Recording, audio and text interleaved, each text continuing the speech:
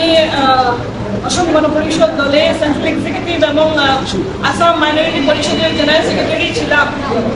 Last 12 মার্চে আমি দল ত্যাগ করেছি। দল ত্যাগ করার মেইন কারণই হচ্ছে গিয়ে যে নীতি আদর্শ এবং সেকুলারিজম দেখে আমি অসম গণ পরিষদ দল জয়েন করেছিলাম। আজকের ডেটে সেই নীতি আদর্শ এবং সেকুলারিজম নাই বলতেই চলে।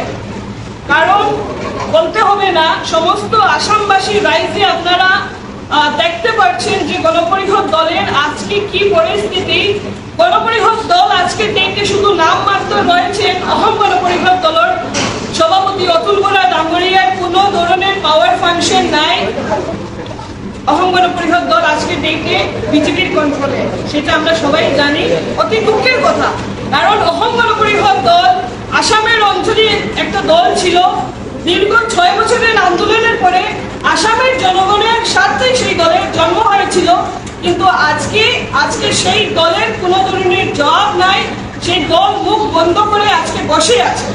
বিজেপি জি হুজুরি করছে। আজকে আসামের যে পরিস্থিতি, সেই পরিস্থিতিকে লক্ষ্য করে, সেই পরিস্থিতিকে দেখে এটাই মনে হচ্ছে, আমাদের সবাই একটাই মত যে আসামের জনগণের স্বার্থে এবং শান্তি শৃঙ্খলা যদি আবার আমরা চাই, তাহলে আসামে কংগ্রেসের সরকার আবারও লাগবে। আমরা সবাই চাই, আমরা হিন্দু মুসলিম সবাই একটাই জিনিস চাই যে আমাদের সবার শান্তি এবং একটা শান্তি সোসাইটি আমরা চাই। কিন্তু এই শান্তি সোসাইটির জন্য আমাদেরকে কাজ করতে হবে। আজকে আসামের মুখ্যমন্ত্রী আমাদের সবার মুখ্যমন্ত্রী, উনাকে জনপ্রিয় মুখ্যমন্ত্রী বলা হয়, সেটা ঠিক জনপ্রিয় মুখ্যমন্ত্রী, কিন্তু দুঃখের বিষয় উনি শুধু হিন্দু মুসলিম দিয়ে রাজনীতি করে যাচ্ছেন। সেটা অনেক দুঃখের বিষয়, কারণ মুখ্যমন্ত্রী আসামের সবথেকে বড় পর্যায়ে উনি একজন মুখ্যমন্ত্রী।